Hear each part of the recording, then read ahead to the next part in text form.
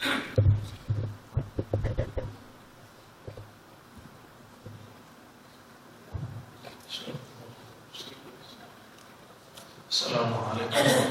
warahmatullahi wabarakatuh. Waalaikumsalam warahmatullahi wabarakatuh. Alhamdulillahirabbil alamin. Asyhadu an la ilaha illallah, asyhadu anna Muhammadan abduhu wa rasuluh. Allahumma shalli wa sallim wa barik ala sayyidina Muhammad. Amma ba'du, Allah akhrijna min zulumatil wahmi wal jahli ila al-ma'rifati wa min al-ghaflati إلى اليقظة آمين رب العالمين. قال تعالى: ومن أعرض عن ذكري فإن له معيشة ضنكا ونحشره يوم القيامة أعمى. قال: ربي لم حشرتني أعمى وقد كنت بصيرا.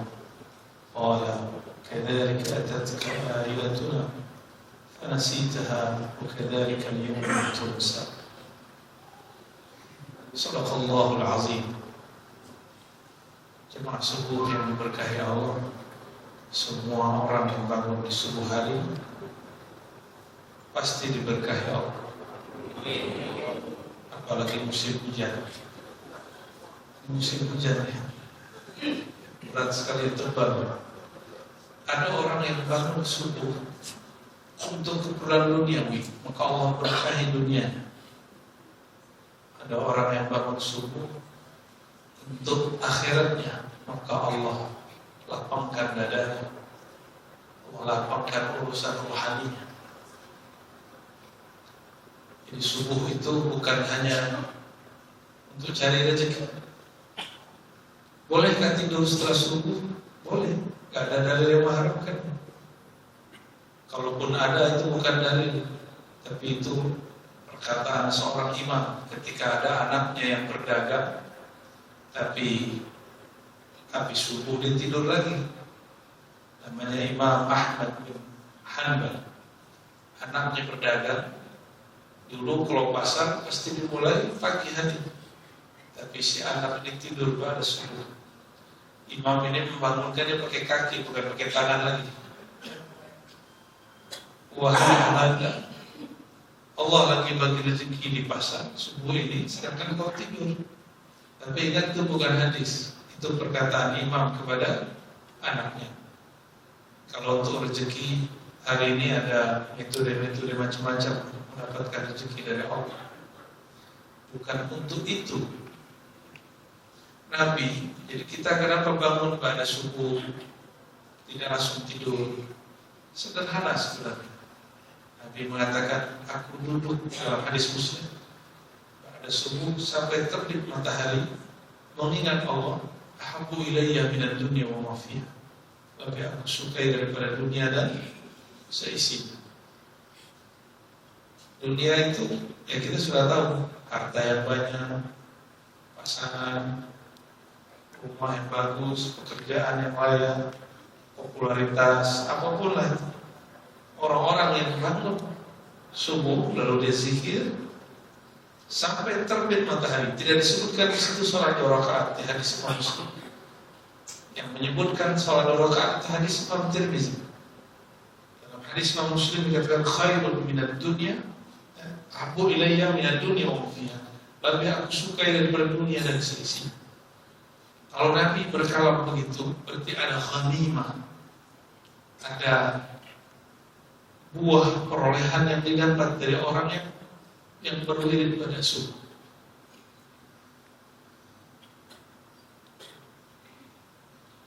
Di dalam surat Taha yang akan kita kupas pada pagi ini, silakan nanti dicek di rumahnya. Surah 20 ayat 124.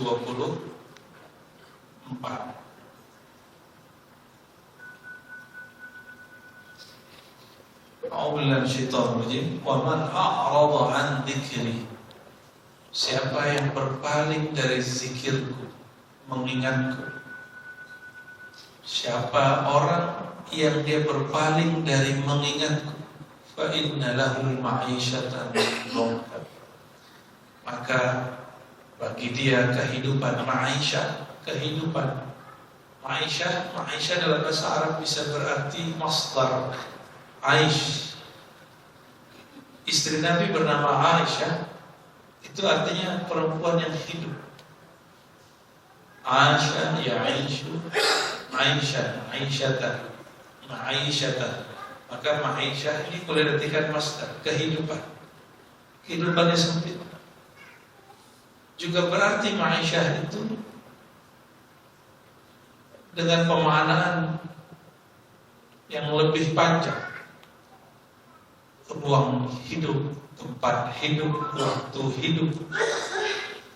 Jadi ruang hidupnya terasa sempit.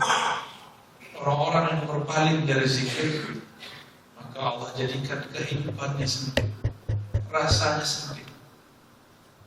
Walaupun dunia bersama dia, rezeki kita bukan yang kita tapi rezeki kita yang kita makan. Maka kalau punya tabungan jangan pelit, pakai pak tabungannya. Ya ibu ya, kalau punya tabungan dipakai. Karena kalau kita mati tabungan udah gak dipakai lagi.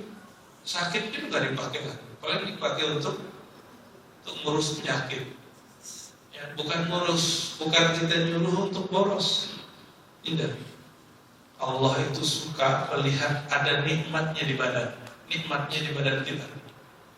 Jadi seseorang bertanya kepada Rasulullah, wahai Rasulullah, apakah aku sombong jika suka berpakaian yang bagus, berkendaraan bagus, berpenampilan yang bagus? Apa jawaban Nabi? Tidak.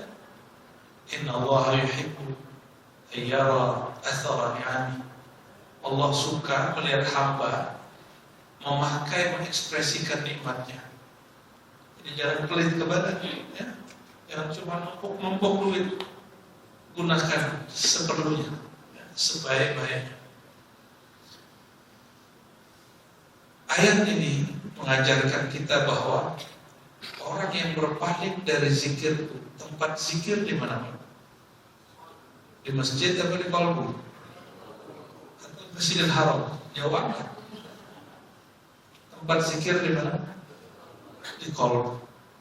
Maka orang yang tidak memperhatikan kalbunya, itu maksudnya, maka hidupnya akan sempit. Hidupnya akan galau terus. Kalau nggak merhatiin kolbu, karena kolbu itulah tempat mengingat Allah. Disebut masjid itu masjid karena di dalamnya disebut nama Allah. Maka orang yang tidak lagi memperhatikan masjid, pasti sekitar situ rumahnya tidak diberkahi Allah walaupun bagus-bagus. Karena salah satu tempat fisik mengingat Allah itu masjid. Sedangkan tempat batin mengingat Allah adalah qalbu. Maka tidak salah ulama kita mengatakan qalbul mu'min baitullah. Ini bukan hadis. Kadang-kadang ahli zikir ini memang enggak semua belajar hadis. Yang bukan hadis disebut hadis. Kalau yang bicara bukan ulama hadis kita maklumi. Tapi kalau dia ada sekolah tinggi, tapi masih menyebut hadis yang bukan hadis itu kalau Nabi itu juga jadi masalah. Qalbul mu'min baitul. Qalbunya orang yang percaya kepada Allah adalah baitullah. Adalah rumahnya Allah. Saya mau tanya Bapak Ibu, masjid itu yang bangunan ada kubahnya, ya benar ya. Tapi di zaman Nabi masjid ada kubahnya. Ya, kubah itu hal baru. Bid'ah itu aslinya. Cuma untungnya ulama kita ngerti cara berhukum kepada bid'ah. Bahwa bid'ah itu ada yang bid'ah syar'iyyah dalam syariat, ada bid'ah yang lughawiyah dalam bahasa. Kalau bahasa ulama mazhab ada bid'ah hasanah, ada bid'ah sayyi'ah. Ibnu Taimiyah, Imam Salafi, enggak membagi bid'ah menjadi hasanah dan sayyi'ah, baik dan buruk, tapi dia bagi dengan istilah lain. Bid'ah lughawiyah, bid'ah syar'iyyah, sama aja. Tapi hari ini sekarang orang mengaku ikut manhaj beliau mengatakan bid'ah itu semuanya susah. Kullu bid'ah dhalalah. Ini kalam Nabi, iya, kalam Nabi begitu. Pemahaman kita yang tidak sampai. Imam dia tetap bagi bid'ah jadi dua. Kita ngotot bid'ah cuma satu. Kalau bid'ah nggak ada pembagian seperti ini, maka akan banyak saklek dalam beragama.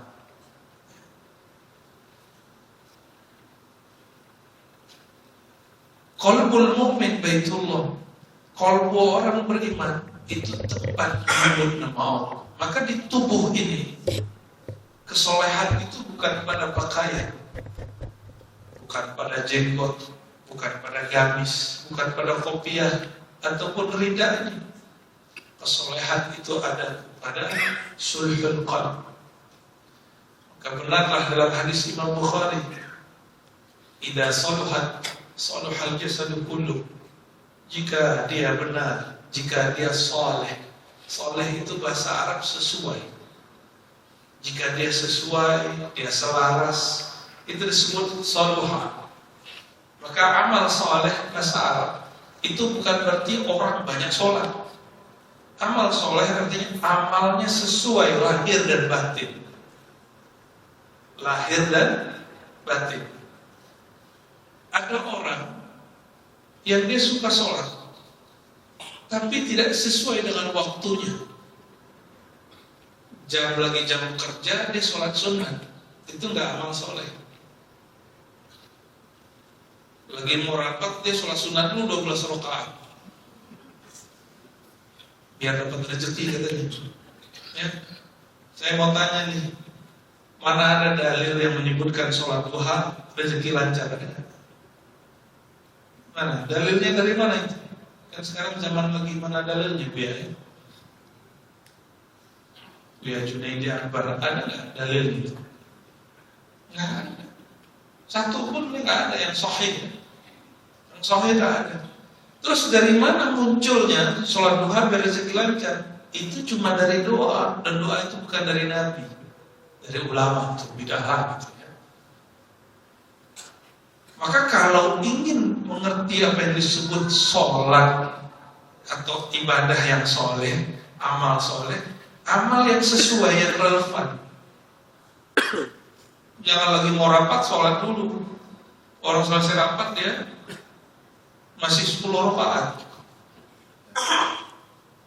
Yang disebut amal soleh, muwafaqatul zahir wal batin, sesuai lahir dan batinnya. Maka innal ladzina amanu wa 'amilus shalihat, itu kalimatnya selalu shalihat. Orang-orang yang beriman dan beramal yang sesuai antara lahir dan batinnya.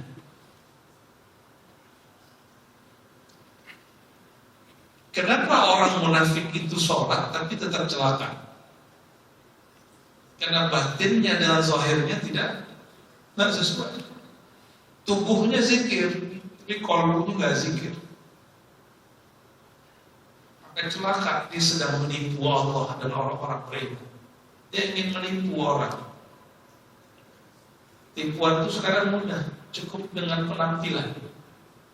Tapi ingat, orang-orang yang dekat kepada Allah tidak bisa ditipu. Nggak bisa ditipu. Karena kalam dari kolbu akan masuk ke dalam kolbu. Kalam dari otak ini masuk ke otak. Kalam yang dibuat-buat cuma akan enak didengar, tapi tidak nikmat untuk dimasukkan ke dalam kolbu. Maka dalam ayat ini, waman a'rada an dzikri, siapa saja yang berpaling dari zikirku, karena zikir tempatnya dalam kolbu. Bolehlah kita maknai, siapa saja yang tidak memperhatikan kolbunya, maka hidupnya akan sempit. Bapak Ibu, di masjid kalau nggak diurus, karpetnya nggak dibersihin, nyaman nggak duduk situ? Kalau karpet nggak dibersihin, debu naik, kita nggak nyaman, dongkrak. Itu yang disebut nggak nyaman. Terasa sempit, terasa gelisah. Jika rumah, kita punya rumah, kamar nggak dibersihin, kain kotor di mana-mana, nyaman di kamar. Kalau makan di rumah makan, restoran, lalarnya di mana-mana, tebal,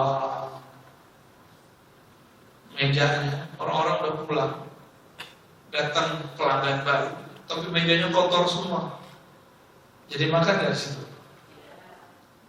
Kita lagi duduk, tiba-tiba kita ngelihat ada orang pakai baju kotor, atau kita lihat pekerjaannya bajunya kotor. Mau makan nafsu nggak? Inilah sebab kenapa orang tidak bisa menikmati zikir dalam kolbunya. Karena kolbunya tidak pernah dibersihkan, tidak pernah dimainkan. Masjid gak diurus, gak nyaman di masjid. Rumah, kamar gak dibersihkan, gak nyaman di kamar. Kecuali sudah berganti status. Yang nyaman tidur dekat ekeknya siapa?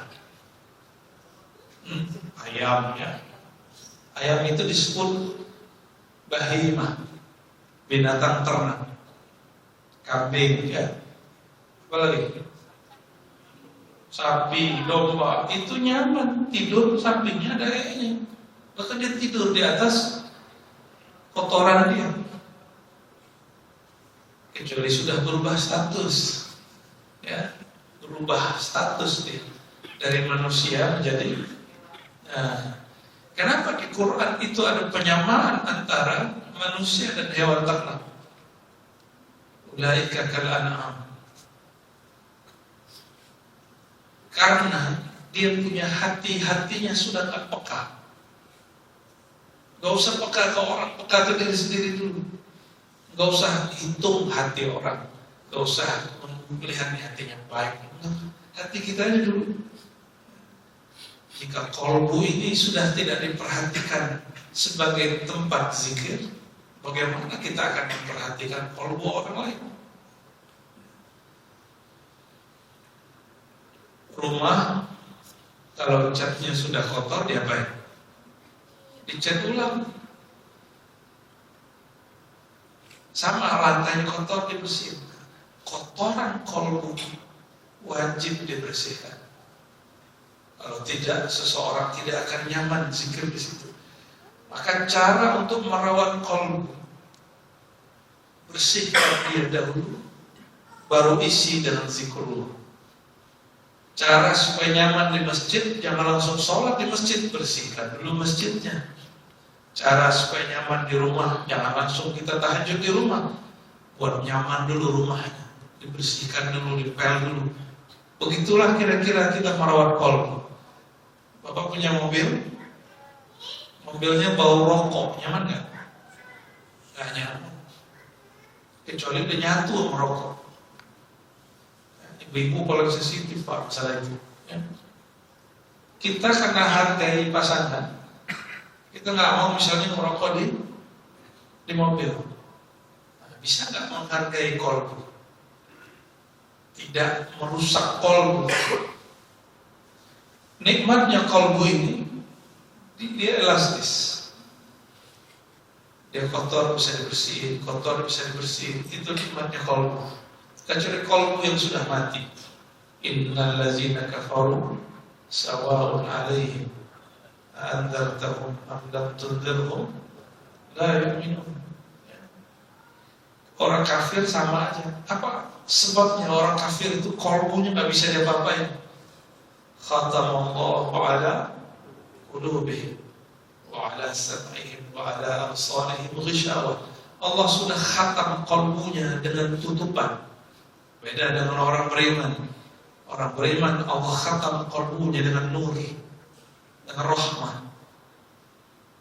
Maka Imam Ibn Ta'ilah mengatakan, ahli qalbu biasanya qalbunya sensitif, bisa merasakan isi qalbu orang. Ciri-ciri ahli qalbu dirahmati Allah, maka dia ketika ada aib orang terbuka di dalam qalbunya, dia memandangnya dengan mulatafah al-ihsan, dengan kelembutan. Mata lihat aib orang, kita ceritain kan? Ahli kolbu bisa melihat isi kolbu. Kalau ahli kolbunya tidak dapat rahmat Allah, maka dia akan beberkan isi rahasia kolbu orang lain. Dulu ada seorang imam, setiap kali melihat ada orang wudu, dia lihat maksiat yang ngalir di air wudu itu. Mau nggak Pak ilmu gitu? Bisa melihat maksiat orang. Mau nggak ilmu gitu? Saya kasih. Bisa saya aja nggak mau, makanya saya pun nggak mau karena capek bisa baca isi hati orang. Capek sekali baca buku aja ngantuk. Tapi awal-awal biasanya seru, asik. Penasaran nggak kalau ada berita buruk? Ya. Sama, kita penasaran sama keburukan yang ada di kolbu orang. Benar ya? Maka ini disebut dengan al-qalbu syaitan, kolbu setan. Kolbu setan itu dia senang sama aib orang lain. Kolbu setan itu suka membuka aib orang lain. Itu kolbu setan. Kalau kolbu binatang, dia makan kenyang, udah dia nggak ada urusan sama orang. Tapi kalau setan nggak cukup ngeliat orang tenang itu dia nggak tenang, ngeliat orang bahagia itu dia nggak bahagia. Itu kolbu setan. Banyaklah hari ini manusia, tapi kolbunya kolbu setan. Alhamdulillah, kita berlindung kepada Allah Subhanahu Wa Taala. Nah, bagaimana cara untuk menjaganya? Jika kita tidak bisa menikmati makanan atau makan di tempat yang tempatnya kotor, kecuali tempat itu bersih. Nah, ini syaratnya siapa yang mau buka usaha rumah makan, resto ke apa namanya, harus bikin bersih. Karena matanya perlu kemanjaan, hidung itu nggak bisa makan kalau bau. Kenapa orang-orang munafik mengatakan zikir nggak enak? Kok orang-orang munafik mengatakan ya zikir sama dia begitu aja rasanya? Orang munafik yang ngomong begitu. Orang munafik sering jadi juri. Zikir di masjid itu nggak enak. Orang-orang ini di kolbunya ada masalah yang disalahkan orang. Ciri-ciri munafik yang tidak merawat kolbu. Dia punya aib di kolbunya, tapi aib itu dia salahkan kepada orang. Coba lihat ada orang ngurus negara, ngurus negeri ini, ngurus kantor, ngurus masjid, ngurus masjid. Dia yang gak beres, yang dia salahkan orang lain. Ciri-ciri kolbu kalau sudah berpaling dari zikrullah. Tapi kolbu yang tidak berpaling dari zikrullah, ada kesalahan dia sportif. Ini yang disebut taubat. Maka langkah untuk merawat kolbu supaya cinta kepada Allahnya lezat. Jagalah satu makom namanya makom taubat. Tidak ada makom-makom setelah itu kecuali melewat pintu taubat. Hatta para nabi yang tidak berdosa, mereka pun wajib taubat. Para nabi taubat, masa kita tidak taubat? Taubatul awam minal ma'asi, taubatnya orang awam dari maksiat zahir. Taubatnya anbiya bukan dari dosa zahir, dari su'il adab, dari adab yang mereka rasa kurang bagus. Menurut Bapak Ibu ini, mungkin gak Nabi Adam terpedaya oleh iblis, Nabi Adam? Kan Nabi gak mungkin berdosa. Terus kenapa Nabi Adam mau mendekat ke pohon yang Allah sudah larang? Gak mungkin. Seorang Nabi dalam kaidah ilmu ahli sunnah wal jamaah itu mustahil melakukan maksiat. Maksiat itu durhaka. Walaupun di Quran ada lafaz fa'asa Adam rabbahu faghwa, fa'asa Adam rabbahu faghwa. Adam durhaka kepada Tuhannya lalu tersesat. Itu setelah kejadian. dinisbatkan kepada diri Nabi Adam, dia mengaku salah. Bukan berarti Nabi Adam bermaksiat. Mungkin nggak Nabi bermaksiat ya Junaidi? Kalau ada orang yakin Nabi maksiat, akidahnya bermasalah itu. Maka mustahil seorang Nabi Adam terpedaya daripada iblis. Nabi Adam itu mendekati pohon yang disebut syajaratul khuld, atau kita nyebut dalam bahasa Arab buah khuldi, walaupun istilah ini tidak sahih. Ulama kita sudah terlanjur mengistilahkannya. Pohon larangan yang disebut, yang ngasih nama iblis. Kata iblis, ini namanya syajaratul khuld. Kalau engkau makan, hai Adam, engkau bisa jadi malaikat tinggi atau jadi orang hebat. Maka dilarang. Nabi Adam nggak terpedaya. Tapi ketika iblis menyebut nama Allah, demi Tuhanmu wahai Adam, fawarabbika, demi Tuhanmu wahai Adam, faqasamahuma, si iblis bersumpah dengan nama Allah. Maka Nabi Adam menghargai iblis masih nyebut nama Allah. Dia ambillah itu, dia makan. Kenapa? Karena iblis bersumpah. Di situ kita tahu bahwa Nabi Adam memahami larangan di surga bukan larangan haram, cuma larangan ada. Pilih nih, Allah mengatakan kamu berdua jangan dekat-dekat ke pohon ini. Allah nggak melarang untuk mengkonsumsinya. Jangan dekat-dekat. Bisa pemahamannya, jangankan memakannya, mendekat aja nggak boleh. Bisa begitu. Tapi Sayyidina Adam, Sayyidatuna Hawa mendengar iblis, faqasamahuma, iblis bersumpah. Maka iblis itu tahu kelemahan para nabi, bersumpah aja. Abdullah bin Umar, Abdullah bin Abbas, Jabir, Abdullah bin Zubair, Abu Bakar, Umar, dan sahabat-sahabat semua, jika ada orang bersumpah nyebut nama Allah, minta sesuatu, mereka gak boleh nolak. Karena saya bukan sahabat, saya berani nolak. Ada orang sumpah-sumpah meminta sesuatu, karena kita bukan sahabat Nabi, ya kita berani nolak. Tapi seorang Nabi Adam, untuk menjaga kolbunya dan cintanya kepada zat yang punya nama, harta iblis yang sumpah dihargai. Makanya Nabi Adam itu kelirunya bukan keliru, salahnya bukan salah. Beliau sedang jaga Adam. Tapi oleh sebagian orang dianggap itu kesalahan. Hatta seorang Nabi Musa, ruhaninya bertemu dengan ruhani Nabi Adam. Ini tanda. Ini hadis Bukhari, Pak. Ada yang berani ingkar hadis Bukhari? Sahih Bukhari ya. Ini al-sunnah ya. Al-sunnah ya. Nabi Adam sudah wafat beribu-ribu tahun. Nabi Musa ketemu. Ini bukti bahwa orang hidup bisa interaksi sama orang mati. Ini dalilnya. Kalau nggak bohong hadis. Apa kata Nabi Adam? Nabi Musa. Ini sering saya kisahkan.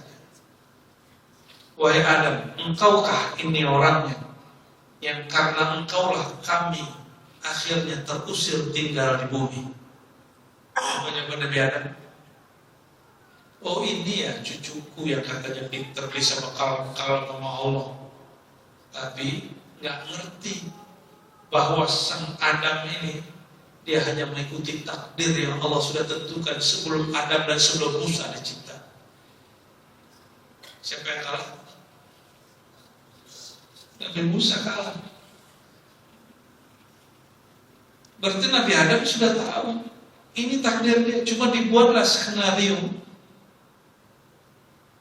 Ada sinetronnya di surga itu.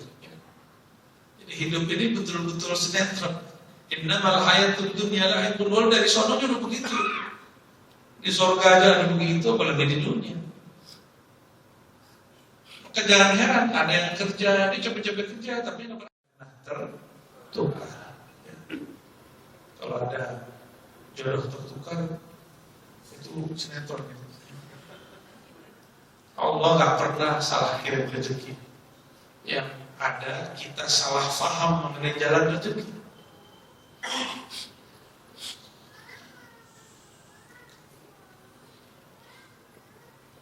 Maka merawat kolbu salah satunya adalah dengan menghargai nama Allah.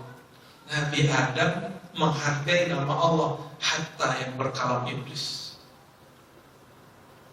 Dalam Muqaddimah Risalah Syarah Al-Asma'ul Husna yang ditulis oleh kakek gurunya Imam Ghazali. Imam Ghazali punya guru namanya Abu Ali Al-Farmadi. Abu Ali Al-Farmadi yang mengajarkan zikr khafi dan Al-Asma'ul Husna. Dia ini punya guru namanya Imam Abul Qasim Al-Qushairi. Al-Qushairi ini berkisah mengenai seseorang jadi wali. Ada seseorang, dia sudah beramal banyak tapi gak tembus-tembus jadi wali. Kenapa? Dia beramal tapi kolbunya belum oke. Kolbunya belum betul-betul istiqomah menyebut nama Allah. Tiba-tiba waktu dia jalan, dia lihat di sampah ada kertasnya bertulis nama Allah, tapi kok kertasnya dibuang di tong sampah. Maka dia ambil, dia bersihin sedikit, dia makan. Apa kata dia? Ini nama Allah gak pantas dari saya harus hancurkan di mulut saya sendiri. Dia selamatkan kertas itu. Malam-malam dia tertidur, fara'a rabbahu fi manami. Dalam tidurnya dia melihat Allah yang punya nama datang. Ini mimpi, Pak. Ya, mimpi. Tidur itu tahul maut, saudara mati. Bertemu Allah harus mati dulu. Kita bisa mati dalam kesadaran, bisa mati di alam bawah sadar. Apa kata Allah dalam mimpinya? Wahai hambaku, karena engkau menghormati namaku. Dengan cara apa tadi dia hormati? Dia bersihin, dia makan. Maka aku angkat engkau jadi kekasih. Gampang-gampang susah jadi wali Allah. Jadi kekasih Allah. Itu karena dia menghargai nama Allah itu pantasnya di dalam kolbu.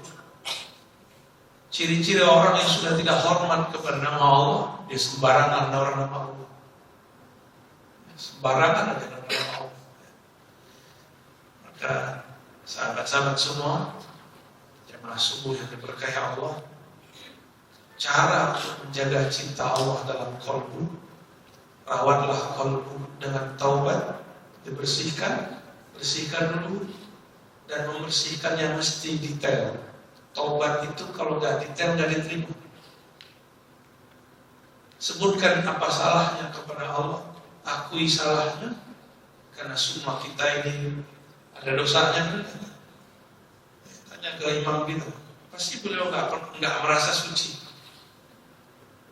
Imam merasa suci mimpin sholat, langsung iblis dalam hatinya. Kita jadi makmum, merasa lebih tinggi daripada di samping. Itu yang sholat bukan manusia. Fawailul lil musallin, celaka bagi orang yang merasa dirinya orang taat. Rawat kolbu dengan taubat yang detail. Sebutkan maksiatnya apa kepada Allah, bukan ke guru, bukan ke ustaz, bukan ke teman. Maka jangan pernah curhatkan maksiat. Jangan pernah curhat maksiat. Semua kita punya maksiat. Semua kita punya masalah. Semua kita punya masa lalu. Ciri-ciri dosa belum dihapus. Kita masih ingat-ingat, kita sebut-sebut. Ciri-ciri taubat belum diterima. Ingat gelisah. Itu belum diterima taubat ini. Terus gimana? Jangan cerita maksiatnya kepada orang. Ceritanya kepada Allah. Akui di hadapan Allah Subhanahu wa ta'ala. Lalu katakan, ya Rabb, aku dulu maksiat begini. Terimalah taubatku. Ini yang disebut at-taubat. Kalau sudah begitu, baru minta ampun, ya Allah, ampuni dosa. Dibersihkan oleh Allah, baru isi dengan namanya. Disitulah qalbu akan terjaga cintanya kepada Allah Subhanahu wa ta'ala. Yang punya nama akan memandang qalbu. Sekali saja Allah memandang kalbu dengan rahmat, maka selama-lamanya Allah menyayangi kalbu itu. Sekali saja Allah memandang kalbu kita, selama-lamanya Allah memandang kalbu kita. Maka Ibnu Athaillah mengatakan, kenapa pengalaman rohani itu tidak abadi? Kok khusyuk itu nggak datang setiap saat? Karena yang abadi cuma Allah, khusyuk bukan Allah. Kenapa getaran kolbu itu nggak selalu? Karena getaran itu makhluk. Yang penting nama Allahnya ada di dalam kolbu. Jadi jangan cari khusyuk, jangan cari getar kolbu, jangan cari nikmat zikir. Carilah yang punya nikmat itu, Allah Subhanahu wa Ta'ala. Saya tutup dengan kunci ana ma'ahu idza dzakara. Aku tidaklah jauh dari namaku. Siapa yang menyebut namaku, ketahuilah aku dekat dengannya. Ana ma'ahu, aku bersamanya. Maka mulai pagi ini, mulailah rutin zikir. Rutin zikir. Kalau bersama yang punya alam semesta, mau takut ke siapa lagi? Kalau bersama dengan yang menguasai alam semesta, mau gelisah apa lagi? Orang gelisah itu karena tidak mengenal pemilik alam semesta. Pemilik alam ini bukan si wahir itu, bukan. Pemilik alam ini Rabbul Alamin, yang dia mengenalkan dirinya kepada Sayyidina Musa. Innani ana Allah la ilaha illa ana. Hai Musa, sesungguhnya akulah Allah. Maka panggillah ya Allah, ya Allah. Ini salah satu wirid yang boleh diamalkan setiap pagi. Zikir ya Allah, ya Allah, 100 saja pagi. Kalau bagusnya 200 pada sholat. Ya Allah, ya Allah. Mau ngamalin?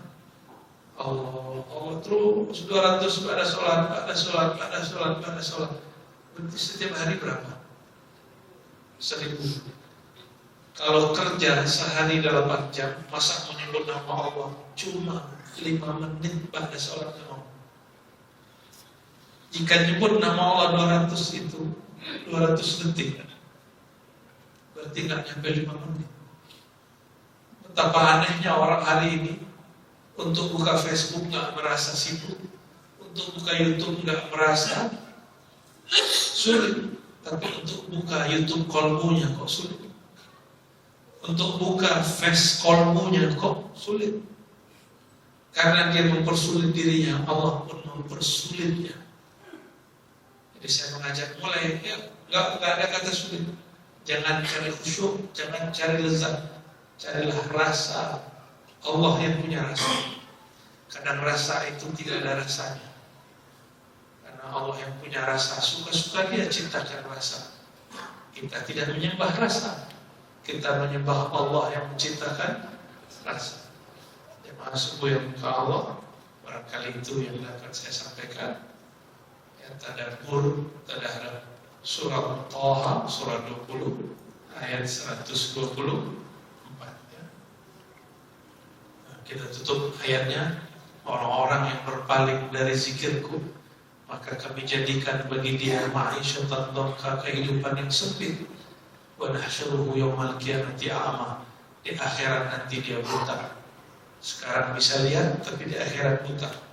Enggak mau buta ya? Orang yang buta di dunia, kalbunya bercahaya, insyaallah nanti dibangkitkan matanya kembali. Ya Allah menja'alna mimman zakara rabbahu. Amin ya rabbal alamin. Gimana? Bu ya? Katanya ada yang mau nanya. Mohon izin Bu ya, mungkin ada jemaah yang mau bertanya, kami silakan ibu-ibu di belakang.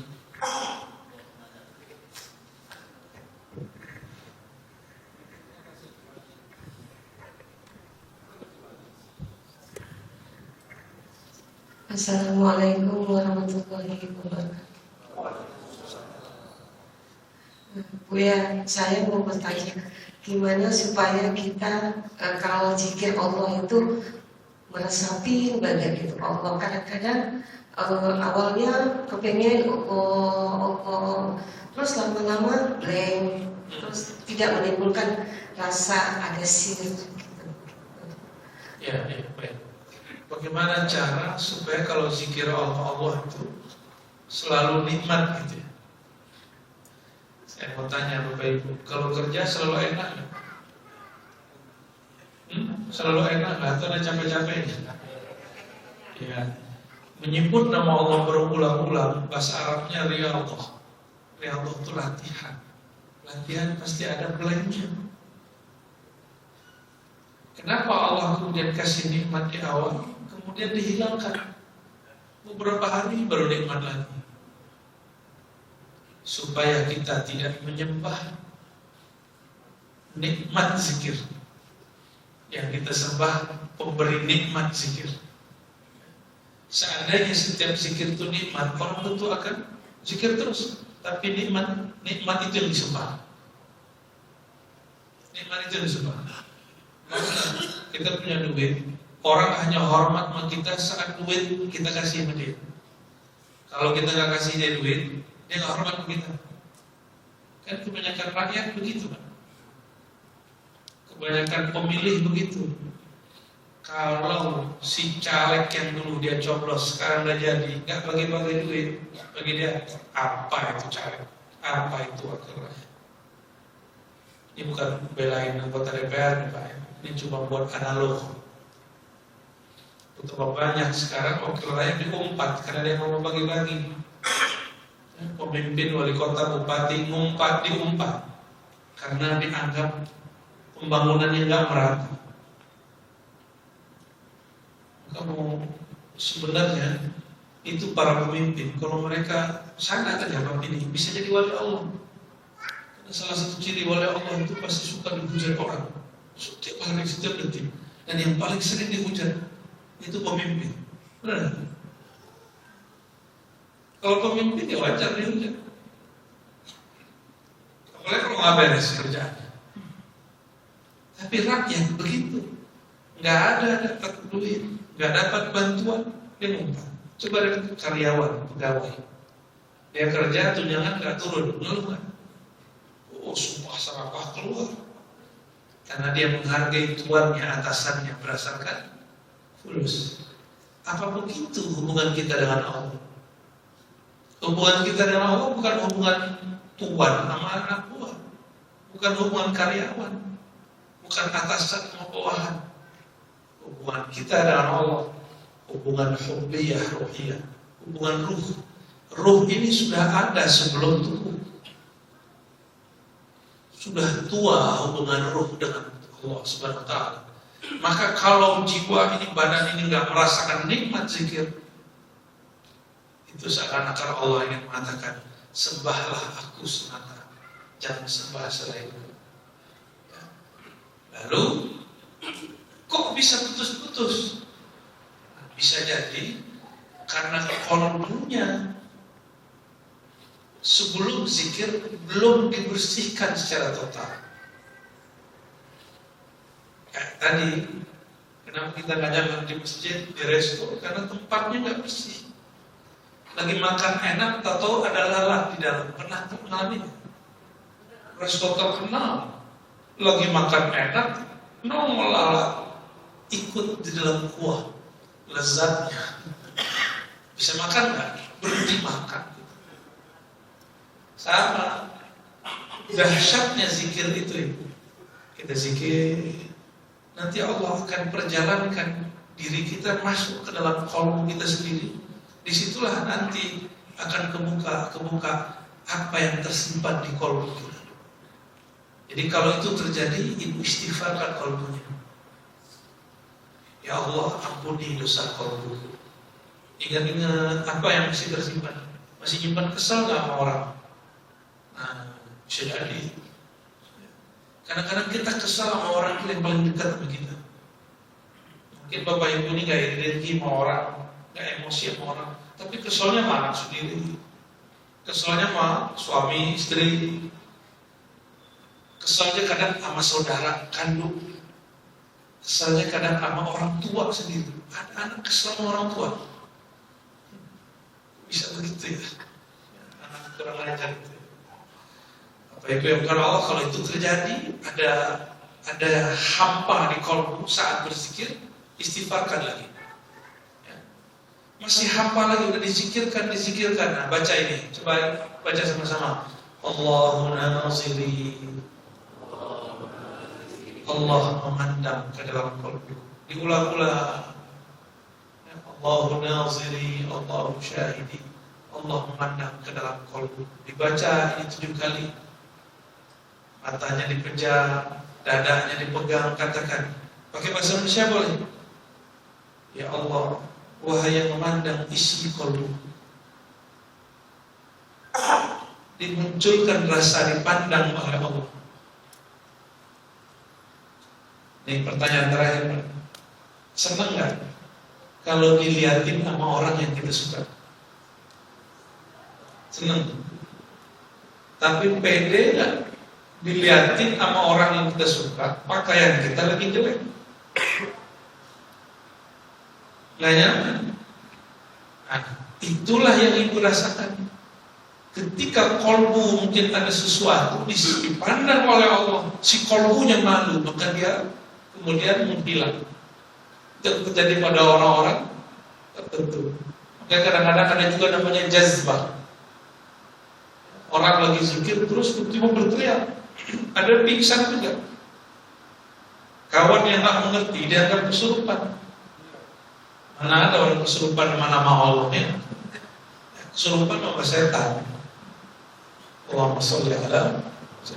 Ya, satu lagi. Assalamualaikum warahmatullahi wabarakatuh. Allahumma sholli ala sayyidina Muhammad. Semoga Buya sudah diberi Allah Subhanahu wa taala. Seperti yang Buya bicarakan tadi, bahwa Allah itu adalah kita di kalbu kita, nama Allah di kalbu kita. Bagaimana kalau ada seseorang menaruh nama Allah dan nama Muhammad di kamar pribadinya? Biasanya kalau nama Allah, nama Muhammad seperti di masjid kita ini, ya. Tapi ada seseorang itu menaruh nama Allah, nama Muhammad di kamar pribadinya. Bahwa di kamar pribadi itu kita mungkin tahu sendiri, kita mungkin ada buka aurat juga. Apakah itu pantas atau tidak, ya? Assalamualaikum warahmatullahi wabarakatuh. Assalamualaikum. Tulisan Allah itu kan bukan Allah. Ya. Apa Allah yang di pintu itu, Pak? Yang berapa salat? Apa itu yang disebut Muhammad? Tidak kan? Itu hanya nama yang menunjukkan nilai yang punya nama. Nah, ini bab adab. Kalau memang naruh nama Allah, jangankan itu naruh Quran aja. Naruh Quran aja, jangan pernah selonjorkan kaki ke arah Quran. Imam Abu Hanifah, kenapa diberkahi oleh Allah mazhabnya? Di hidupnya mazhabnya ditolak. Banyak ulama menganggap dia sesat. Tapi sekarang mazhab dia betul-betul sesuai dengan kehidupan masyarakat. Fikih zakat hari ini banyak mengambil dari Abu Hanifah. Walaupun kita mazhab Syafi'i. Jadi mazhab Abu Hanifah yang sudah disyafi'ikan. Imam Abu Hanifah ini satu kali ditanya oleh orang di rumahnya, entah itu istrinya atau anaknya, putrinya. Dia tidak mau ketika bersandar di tempat sandarannya kakinya selonjoran ke satu arah. Padahal arah itu paling cocok dengan tempat dia bersandar. Ditanyalah, wahai ayahanda, kenapa engkau tidak meluruskan kakimu ke arah sana? Jawaban beliau, di arah kakiku itu ada rumah guru Hamad ibn Abi Sulaiman. Ada guruku bernama Hamad. Dia tak berani menselonjorkan kakinya ke arah rumah gurunya. Khurafat gitu. Enggak bedakan cinta adab dengan khurafat. Makanya dia, orang-orang yang faham Abu Hanifah itu pasti beradab kepada Imam Abu Hanifah. Karena beliau beradab sama gurunya. Gak berani. Saya gak berani, Pak. Kalau Jumatan kaki selonjoran ke kiblat, seperti yang dilakukan harinya oleh banyak jamaah di masjid. Saya kesemutan, Pak. Ya kesemutan ente arahin ke yang lain. Ya. Kan boleh duduk begini. Ya, coba tunjukin cara duduk. Nah, boleh duduk begitu. Kalau Jumatan itu bukan soal adab, boleh duduk begitu. Tiba, ya, yang makruh itu sholat Jumat. Apalagi kalau lagi ngaji, Pak, lagi ngaji kakinya angkat satu, itu sengaja tuh. Dan itu berkali-kali kita lihat ada orang begitu. Cuma adab saya nggak boleh negur. Cukup Allah yang negur dia nanti. Salah satu teguran Allah pada dia, ilmu nggak masuk ke kolbu. Allah menegur paling gawat. Orang menikmati, dia nggak menikmati. Gimana mau menikmati? Ilmu itu seperti air. Air itu hanya mengalir kepada yang rendah. Orang tidak akan pernah menikmati ilmu kalau kolbunya tidak merendah. Saya dulu suka khutbah. Sesekali nggak khutbah, dengerin khotib. Salah mulu dari awal sampai akhir, padahal ada benernya. Lama-lama saya jarang khutbah. Mencoba belajar menikmati kalam orang lain. Karena kebiasaan ceramahin orang. Kapan lagi diceramahin orang? Kalau lagi khutbah, boleh protes nggak? Lagi khutbah, males sama khotibnya, pergi bisa nggak? Gak bisa, Pak. Kita dipaksa untuk begitu. Nafsiyah kita, ego kita harus duduk di situ. Lama-lama nikmat. Kalau khotibnya salah, kita doain, ya Allah, bimbing si khotib.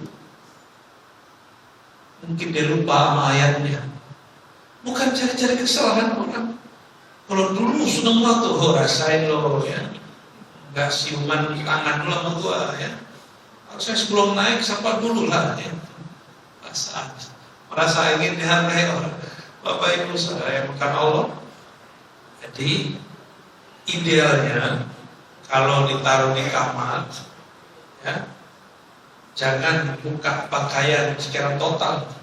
Jangankan di kamar yang ada lafaz Allah, ya. Bahkan mandi pun dianjurkan mesti ada penutupnya. Ada orang bertanya, kan nggak ada yang melihat wahai Rasulullah. Allah kata Nabi, Allah ahaqqu ayyustahya bihi. Hadis Bukhari. Allah lebih berhak malu kepadanya. Jadi boleh kalau ada kamar, ada lafaz Allah dan Muhammad, berarti dia ingin menjadikan kamarnya sebagai Baitullah, rumah-rumah Allah. Dan lebih afdal nama Allah itu ditaruhnya di kolom. Kalau datang ke tempat saya, gak banyak kaligrafi, karena bagi saya cukup nama Allah itu di kolom. Gak banyak ornamen gitu. Polos yang putih-putih. Barangkali itu Bapak Ibu yang berkenan, sudah jam 6.